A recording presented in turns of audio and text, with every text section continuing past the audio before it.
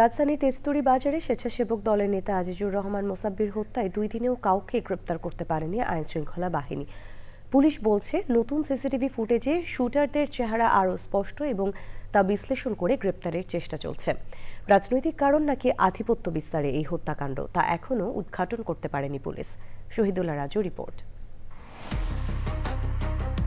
রাজধানীর তেজতুরী বাজার এলাকায় ঢাকা মহানগর উত্তর স্বেচ্ছাসেবক দলের সাবেক সাধারণ সম্পাদক আজিজুর রহমান মোসাব্বিরকে বুধবার রাত 8:30টার দিকে গুলি করে হত্যা করে দুর্বৃত্তরা। তার সঙ্গে থাকা আবু সুফিয়ান মাসুদ নামে আরেকজন গুলিবিদ্ধ হন। ওই ঘটনায় আশপাশের সিসিটিভি ফুটেজ সংগ্রহ ও বিশ্লেষণ করা হচ্ছে। পুলিশের দাবি, নতুন কিছু সিসিটিভি ফুটেজ আইনশৃঙ্খলা রক্ষাকারী বাহিনীর হাতে এসেছে, যা ঘটনার তদন্তে গুরুত্বপূর্ণ ভূমিকা রাখবে। এই ঘটনার প্রথম দিনের কিছু ফুটেজ আমরা পেয়েছিলাম, যেগুলো অস্পষ্ট ছিল।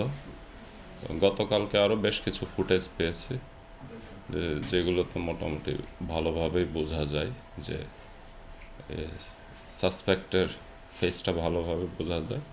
তো আমরা চেষ্টা করতেছি এখনও যে ওই সাসপেক্টের ভিডিও ফুটেজ অ্যানালাইসিস করে সাসপেক্টকে আইডেন্টিফাইড করার। কী কারণে এই হত্যাকাণ্ড, এমন প্রশ্নের জবাবে পুলিশ বলছে, কারণ এখনও নিশ্চিত নয়।